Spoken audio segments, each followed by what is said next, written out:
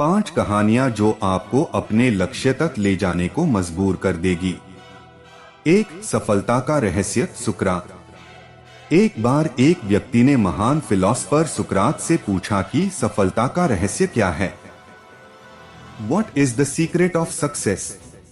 सुकरात ने उस इंसान को कहा कि वह कल सुबह नदी के पास मिले, वहीं पर उसे अपने प्रश्न का जवाब मिलेगा।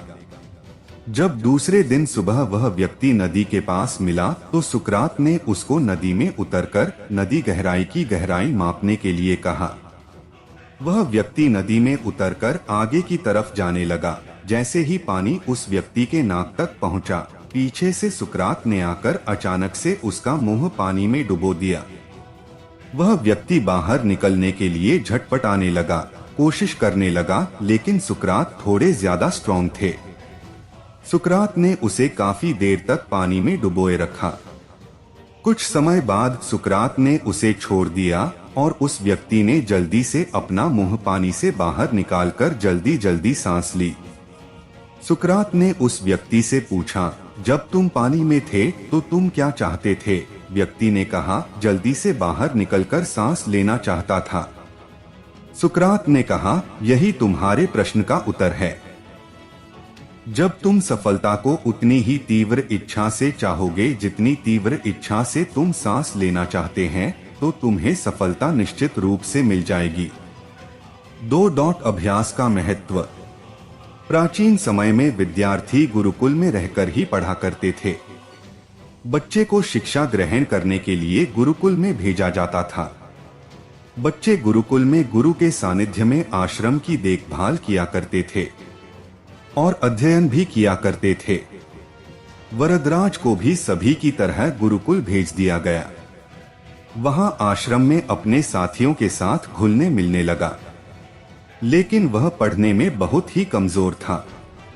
गुरुजी की कोई भी बात उसके बहुत कम समझ में आती थी। इस कारण सभी के बीच वह उपहास का कारण बनता है। उसके सारे साथी अगली कक्षा में चले गए, लेकिन वो आगे नहीं बढ़ पाया। गुरुजी जी ने भी आखिर हार मानकर उसे बोला, बेटा वरदराज, मैंने सारे प्रयास करके देख लिए हैं। अब यही उचित होगा कि तुम यहाँ अपना समय बर्बाद मत करो। अपने घर चले जाओ और घर वालों की काम में मदद करो।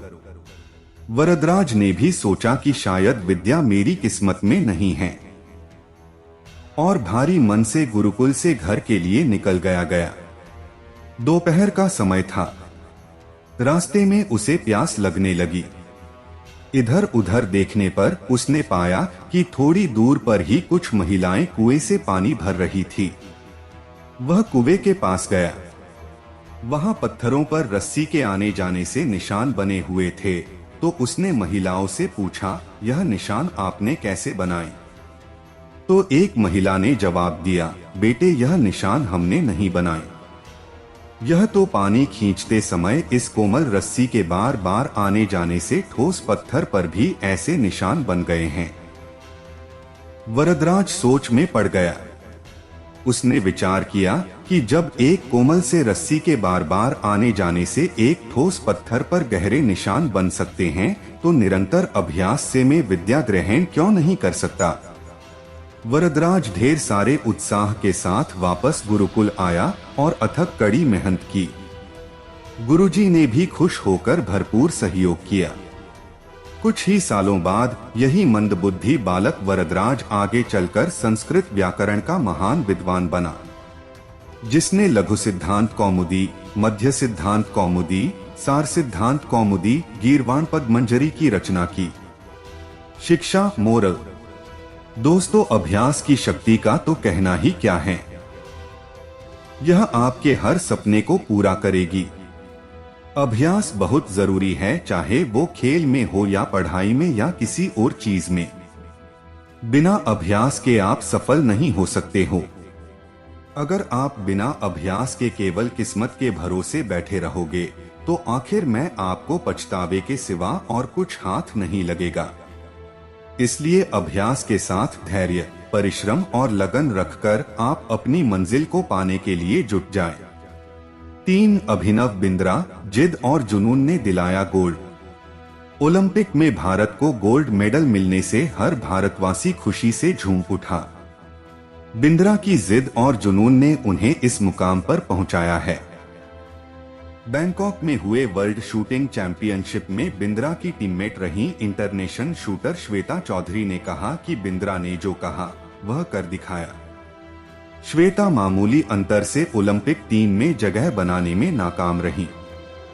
श्वेता ने बताया कि बिंद्रा ओलंपिक गोल्ड के लिए पिछले 4 साल से अनवरत मेहनत कर रहे थे। बिंद्रा ने जो कहा वह कर दिखाया। ऐसे बदली दुनिया। श्वेता बताती हैं कि एथेंस ओलंपिक के बाद अभिनव के व्यवहार में चेंज आया। एथेंस ओलंपिक में पदक हासिल न करने के बाद ही उन्होंने निश्चय कर लिया था कि वह अगला मौका बीजिंग ओलंपिक नहीं गंवाएंगे। एक स्मरण सुनाते हुए श्वेता ने कहा कि बैंकॉक में वर्ल्ड चैंपियनशिप के दौरान जब भारतीय टीम के अन्य शूटर शाम को शहर घूमने गए थे, बिंद्रा जिम में एक्सरसाइज कर रहे थे। शायद अभिनव को एथेंस ओलंपिक में पदक नहीं जीतने का सदमा ऐसा लगा कि उनके व्यवहार में काफी परिवर्तन आ गया। उसके बाद से वह रिजर्व रहने लगे। इसके पहले वह साथियों के बीच आकर हंसी मजाक करते थे। इसके बाद वह लगातार विदेशों में जाकर प्रैक्टिस करते रहे। अभिनव बिंद्रा जिद और जुनून ने दिलाया गोल्ड। श्वेता ने बताया कि बिंद्रा ने स्वयं ही अपने लिए प्राइवेट कोच, पैथोलॉजिस्ट व फिजियो नियुक्त किया था। इसके बावजूद छोटी प्रतियोगिताओं में उनके मेडल न जीतने पर कई बार उनकी आलोचना भी हुई, परंतु उनको जानने वाले जानते थे कि अभिनव में वह क्षमता है जो वक्त आने पर बड़ी प्रतियोगिता में अवश्य दिखेगा। उनका टारगेट ओलंपिक ही था। 4 भारत रत्न प्राप्त डॉक्टर एपीजे अब्दुल कलाम। अब्दुल कलाम का जन्म 15 अक्टूबर 1931 को तमिलनाडु के एक गांव धनुषकोडी में हुआ था। इनके पिता मछुआरों को किराए पर नाव देते थे। कलाम ने अपनी पढ़ाई के लिए धन की पूर्ति हेतु अखबार बेचने का कार्य भी किया। डॉक्टर कलाम ने जीवन में अनेक चुनौतियों का सामना किया। उनका जीवन सदा संघर्षशील रहने वाले एक ऐसे व्यक्ति की कहानी है जिसने कभी हार नहीं मानी तथा देशहित में अपना सर्वस्व न्योछावर करते हुए सदा उत्कृष्टता के पथ पर चलते रहे। 71 वर्ष की आयु में भी वे अथक परिश्रम करते हुए भारत को सुपर पावर बनाने की ओर प्रयासरत थे। भारत रत्न डॉक्टर अब्दुल कलाम भारत के 11वें राष्ट्रपति बने। वे भारत रत्न से सम्मानित होने वाले तीसरे राष्ट्रपति हैं। भारत के मिसाइल कार्यक्रम के जनक डॉक्टर कलाम ने देश को अग्नि एवं पृथ्वी जैसी मिसाइलें देकर चीन एवं पाकिस्तान को इनकी रेंज में लाकर दुनिया को चौंका दिया।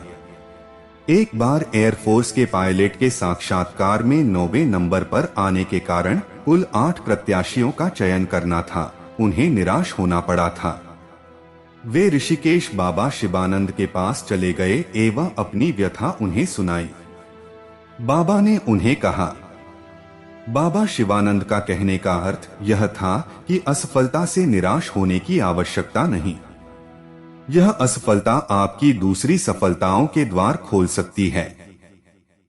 तुम्हें जीवन में कहां पहुंचना है इसका पता नहीं। आप कर्म करो, ईश्वर पर विश्वास करो। डॉक्टर कलाम का जीवन हर उस नवयुवक के लिए आदर्श प्रेरणा स्रोत है जो अपने जीवन में एक असफलता मिलने पर ही निराश हो जाते हैं। डॉक्टर कलाम ने अपने सारे जीवन में निस्वार्थ सेवा कार्य किया। उनका राष्ट्र प्रेम और उनका देशभक्ति का जज्बा हर भारतीय के लिए सबक एवं प्रेरणा का पुंज है और हमेशा रहेगा।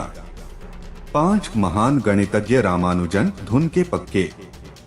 रामानुजन का जन्म एक गरीब परिवार में 22 दिसंबर 1887 को तमिलनाडु के इरोड कस्बे में हुआ था। उनके पिता एक साड़ी की दुकान पर क्लर्क का काम करते थे। रामानुजन के जीवन पर उनकी मां का बहुत प्रभाव था। जब वे 11 वर्ष के थे तो उन्होंने एसएल लोनी द्वारा लिखित गणित की किताब की पूरी मास्टरी कर ली थी। गणित का ज्ञान तो जैसे उन्हें ईश्वर के यहाँ से ही मिला था। 14 वर्ष की उम्र में उन्हें मेरिट सर्टिफिकेट्स एवं कई अवार्ड मिले। वर्ष 1904 में जब उन्होंने टाउन हाई स्कूल से स्नातक पास की तो उन्हें के रंगनाथा राव पुरस्कार प्रधानाध्यापक कृष्ण स्वामी अय्यर द्वारा प्रदान किया गया। वर्ष 1909 में उनकी शादी हुई। उसके बाद वर्ष 1910 में उनका एक ऑपरेशन हुआ। घर वालों के पास उनके ऑपरेशन हेतु पर्याप्त राशि नहीं थी। एक डॉक्टर ने उनका मुफ्त में यह ऑपरेशन किया था। इस ऑपरेशन के बाद रामानुजन नौकरी की तलाश में जुट गए। वे मद्रास में जगह जगह नौकरी के लिए घूमे। इसके लिए उन्होंने ट्यूशन भी किए। वे पुनः बीमार पड़ गए। इसी बीच वे गणित में अपना कार्य करते रहे। ठीक होने के बाद उनका संपर्क नेल्लौर के जिला कलेक्टर रामचंद्र राव से हुआ। वह रामानुजन के गणित में कार्य से बेहद प्रभावित हुए। उन्होंने रामानुजन की आर्थिक मदद भी की। वर्ष 1912 में उन्हें मद्रास में चीफ अकाउंटेंट के ऑफिस में क्लर्क की नौकरी भी मिल गई। वे ऑफिस का कार्य जल्दी पूरा करने के बाद गणित का रिसर्च करते रहते। इसके बाद वे इंग्लैंड चले गए। वहां उनके कार्य को खूब प्रशंसा मिली। उनके गणित के अनूठे ज्ञान को खूब सराहना मिली। वर्ष 1918 में उन्हें ट्रिनिटी कॉलेज कैम्ब्रिज का fellow of Trinity college Cambridge चुना गया। वह पहले भारतीय थे जिन्हें इस सम्मान पोजीशन के लिए चुना गया। बहुत मेहनती एवं धुन के पक्के थे। कोई भी विषम परिस्थिति, आर्थिक कठिनाइयां, बीमारी एवं अन्य परेशानियां उन्हें अपनी धुन से नहीं डिगा सकी। वे अंततः सफल हुए। आज उन्हें विश्व के महान गणितज्ञों में शुमार किया जाता है। 32 वर्ष की छोटी उम्र में ही इस प्रतिभाशाली व्यक्ति का देहावसान हो गया।